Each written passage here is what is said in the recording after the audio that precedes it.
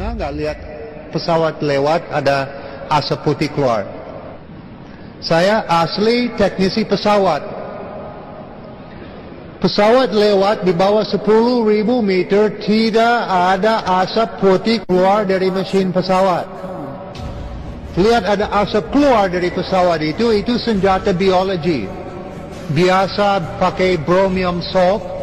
Ini bikin simptom-simptom seperti influenza, mata pas hujan, mata perih, kuping ada bunyi di dalam, batuk, pilek, gangguan paru-paru, perut, anak demam berapa hari, nggak tahu kenapa.